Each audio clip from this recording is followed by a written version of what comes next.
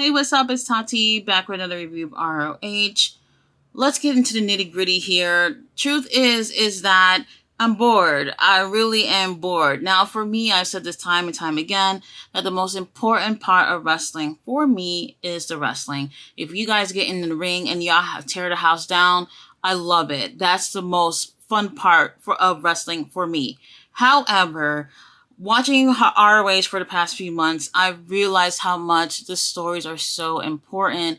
Now, with ROH, so far this year, a lot of my favorite matches of 2023 have been on ROH, but there's really no stories going on, and that's making the show feel, I don't know how to explain it, but it's just like, if you just want to see matches, come watch ROH, and nothing else is really going on aside from seeing really great things with Athena. We do have the TV champion storyline going on with Zack and Samoa Joe.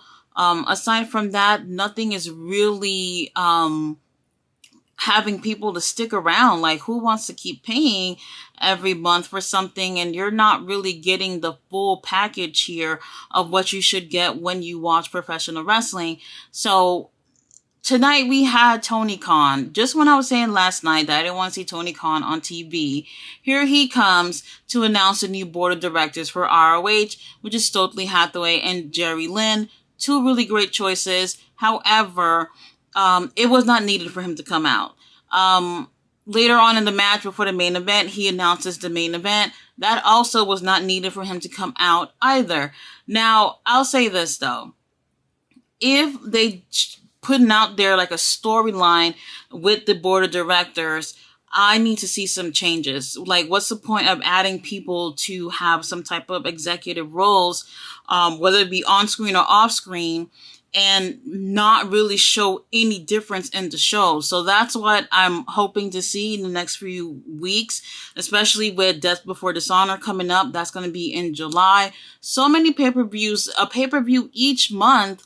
It's a lot. And Tony, I don't know what it is here, but when he was announcing about the board of directors, he was saying how regardless of what the board of directors are choosing to happen with the shows, Tony Khan still had the last say. And I'm just like, wow, that's the problem.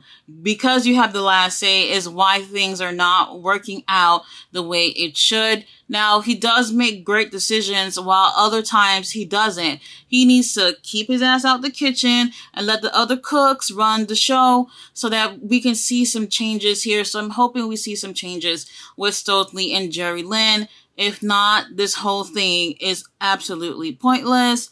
Let's get into the results of the show. First match of the night, we have Kyle Fletcher versus Christopher Daniels. Kyle Fletcher does take the win here. I think it's really important to point out that, first of all, I just love looking at him. He is so talented, and he have a really cocky attitude that I like, which I never used to like growing up watching wrestling. But now I like cocky wrestlers. You're kind of cool. What I do appreciate here is that Christopher Daniels, along with Matt Sydal, they've been on the quest for gold. However, on their quest, they're helping other wrestlers get over. And I really, really like that. They're really putting out there that they want the younger talent to have success, especially in ROH too. So I really enjoyed that. And Kyle now doing things on his own since Mark has gotten injured. I really like to see where they're going to go with him. Sometimes I kind of wish ROH would have, another title or whatnot. It seems like we're going to see the TV title on Samoa Joe for a long time, and the Pure Championship was going to be with Shibata for quite some time. I wish there was something else for these guys to work with, but it was a really great match. One of the few matches I actually recommend watching. There's 12 matches on here, guys. I ain't going to go into every detail. After that, we have Matt Sydal versus Zack Clayton. Zack Clayton, he's alright, but he don't do it for me. I've always felt like he wanted to be a wrestler for clout or whatever like that. I don't know what it is. He's one of those guys from Jersey Shore. Matt Sydal does end up winning this match. I do think that Zack does have some talent, but he really is going to have to spend some time training. I feel like he's one of those guys that need a little bit more time before he can be out on TV. After this match, though, Matt Sydal, he calls out Samoa Joe. He really, really wants to get his hand on the ROH TV title. Later on, Tony Khan does come out and announce that that it's been official that next week it will be Matt Sydal versus Samoa Joe for the TV title. No way it's changing hands, especially with the whole storyline with Samoa Joe and Zack Sabre Jr. going on right now. Next, we have Dralistico versus Willie Mack. Now, with this match here, oh my God, I felt at times it was a bit of a disconnect between these two guys. I don't know what it is. It just feels like maybe their styles are really different. So Dralistico kind of seemed off to me in this match. Normally, I like what he does, but maybe it's just that he just meshed well with Willie Mack. Willie Mack, though, he gets on the top rope and he's upside down on the turnbuckle and he's fucking twerking. What the hell is that? That's something you see at a strip club, not in a wrestling ring. It was disturbing. Either way, I do like both these guys and they really, really have so much talent. It's just that I felt like some people you just don't get in the ring with. They just don't make magic happen. And it's one of those situations. Dralistico ends up taking the win. And I kind of chuckled seeing Dralistico and Jose celebrating after that match. After that match is when we had that whole mess with Tony Khan and Stove Lee and Jerry Lynn or whatever. Right after that, we had Willow Nightingale versus Rachel Ellering. Now, Rachel's the daughter of Paul Ellering, which was the manager for the Road Warriors. She absolutely did an amazing job in this match. This is one of my favorite matches of the night. I really felt like had there not been the New Japan Strong Women's title on the line, I really would have wanted her to win this match. She did really well, and I was impressed. I enjoyed this. She really looked great with Willow. They had great chemistry, and Rachel was also able to show how strong she is, and I really enjoyed seeing what they did in the ring, and I'm hoping we get to see a lot more from her. I don't know if she's signed with anybody right now, and if she's not, Tony should definitely give her a contract. Next up, we had a proven ground match for the 6-man tag championship. We had the Mogul Embassy versus Cheeseburger, Eli Awesome, and what's the other guy? Marcus Cross. I'll say this. The match wasn't the greatest thing here on the card. However, I'm seeing improvement with the Mogul Embassy. We just haven't always see them in the ring together, unfortunately. We've been seeing Brian Cage pretty much doing his own thing. And then sometimes we see tag matches with Toa and Khan. So now we get to see the three of them together, and they seem to have some new moves, and they're showing a lot more chemistry than before. This is another reason why I really wanted Swerve to win that match last night. If all 4 of the Mogul Embassy members were holding gold, it would have just been so great. We could have had another really great heel faction going on in AEW ROH. Unfortunately, your boy Orange Cassidy ended up retaining. But with this match here, I'm really glad to see more of them having more chemistry and them really showing why they should be 6-man tag champs. Have they won me over yet? Not completely, but I think we're getting off to the right start here. I do think that it was a great idea to put Swerve and the Embassy together. I do think we got something good going on here. The Mogul Embassy ends up winning that match. The titles were not on the line. It was a Proving Grounds match, but I want to see more from them. Up next, we have Mercedes Martinez versus Vert Vixen. I really enjoyed this match. I was really liking Vert Vixen here. She showed a lot of great athleticism in this match. Both these girls are so great. However, though, I really want to see Mercedes go against Athena. And I feel like she needs to be on a bit of a winning streak and proving why she should be working her way up to that title. So I really wanted Mercedes to win for that reason. She does end up picking the win, but we still have Athena and Kiera Hogan still feuding. I kind of thought that was over last week, but things do continue tonight. Next, we had Lee Moriarty versus Griff Garrison. Now, I didn't know Griff was even injured or whatever. He's been gone for quite some time. Also, Brian Pillman Jr. has been gone too for quite some time as well. Not too sure what's going on with him, if he's injured or whatever, but he has a really great match with Lee Moriarty. I really didn't care which one of them would have ended up taking the win. It would have been nice to see Griff take the win, but Lee has been doing pretty great consistently lately. But Lee ends up taking the win here. By this time of the show, things start dying down a little bit for me. I just feel like because we're just seeing match after match just being thrown together and no real stories going on, this is where I started to get boring by the time the second hour came, and I just wanted to just see something else play out here. And unfortunately, all we got was just more matches for the rest of the night. Next, we have Kiera Hogan versus Robin Renegade.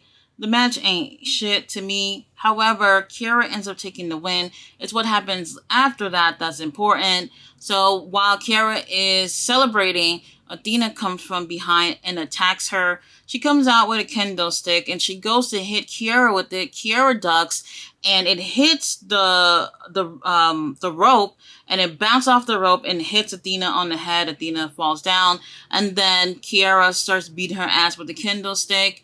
And for whatever reason, it seems like the storyline is still going. Honestly, I really thought it was over after they had their match last week. Yeah, there was a beat down at the end of it or whatever, but I thought it was over between these two. So I'm guessing we're going to see another match with these two girls.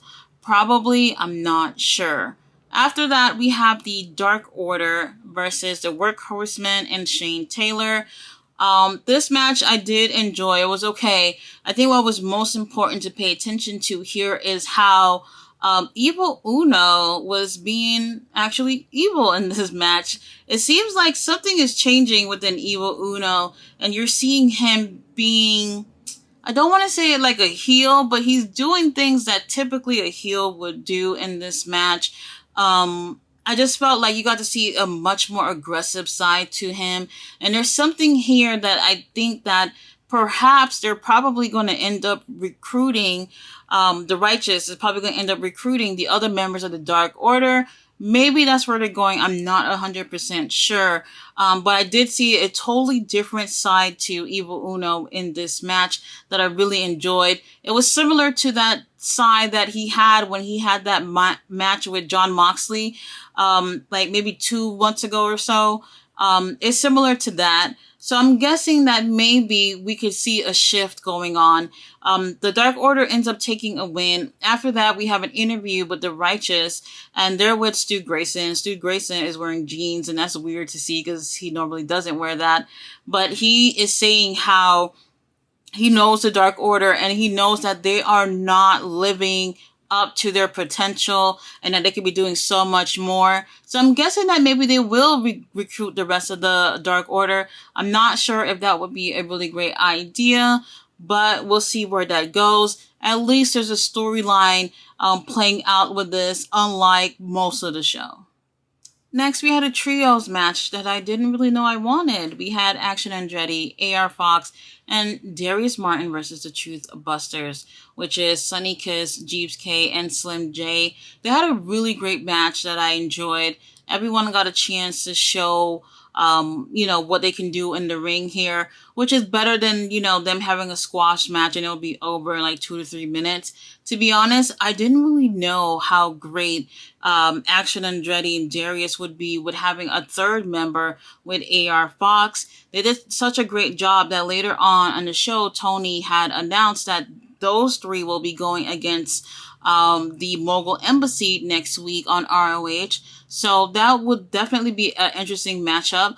This will probably be the best three that the Mogul Embassy will get a chance to go in a ring with, since they've won those titles. So I'm really looking forward to that match. Either way, with the match that they had tonight, they did a really great job. They had great chemistry. And to be honest, if they were a trio, I would definitely enjoy that. I got to see how their chemistry are outside the ring as well too, because it's more than just having great matches for you to win some gold. But you know, if in the future they end up winning the 6-man tag, that probably would be a really great thing. These three are absolute beasts in the ring. I enjoy them. Next, we had tag team action with El Dragon, El Comadre, and who they went against? Yes, the Kingdom. So, I'll be honest, they had a really great match and I enjoyed it. I'm upset because ROH tag titles are on the Lucha Brothers and they ain't doing shit. The only tag match that they've had since they won the ROH title was the one that they had on Dynamite last week, right? Or maybe the week before with Wheeler Yuta and Claudio Castagnoli. Yeah, that was 2 weeks ago. Whatever. The only thing here is that what's the point of putting it on these two guys when the Kingdom have been consistent since ROH has started? Matter of fact, they're the most consistent tag team between AEW and ROH. Every week, they're out there putting their butts on the line, giving us really great matches. And then we have the Lucha Brothers who are constantly doing singles matches lately. And it's like, what the hell is the point of putting the titles on the Lucha Brothers? I do like them. They're super talented. But if they cannot defend it together, hello, tag titles, you're supposed to be defending with your partner, then give it to someone else. And I would love to see at Death Before Dishonor, the Kingdom end up taking those titles. I really hope that's where ROH is going with that for the pay-per-view. Either way, the Kingdom ends up winning the match. I do recommend checking this match out, but really, they need to put the tag titles on someone else, and the Kingdom would be my first choice. Last match of the night, what's his name? Shit. Ray Phoenix. There we go. You see, should I forget the name of the ROH Tag Champion? No. He had a match with Bandito's brother, Gravity. To be honest, Tony Khan was the one who announced this match before they came out. He had like zero energy announcing this match, and it's like, boy, Tony, you can just go back there. We really don't need to hear you again. I don't know why he came back out. This was a great way to end off the show. You know, if you're really into the whole luchador high-flying thing, you would definitely enjoy this. Gravity's outfit was definitely his version of Buzz Lightyear. I didn't like it. But they had a really great match. They had great chemistry. However, I just don't want them to rely on keep ending the shows off with these type of matches. I just feel like luchador matches should be like somewhat in the middle of the show, whatever. I understand you want people to leave the show feeling hyped up and everything, but I just feel like we need to see people who are holding titles ending off the show. This is a big issue here. We don't see Claudio Castagnoli often in ROH, and when we have AEW, you don't see MJF ending anything off on the damn shows. For whatever reason, I feel like maybe I'm just being a little old school here. I just feel like the ones who have the bigger titles should be ending these shows. If you don't have these guys on the card, someone else with a title should be ending off the show. So while this was a great match, I enjoyed it. I really do feel like AEW and ROH both need to change their formats when it comes to that.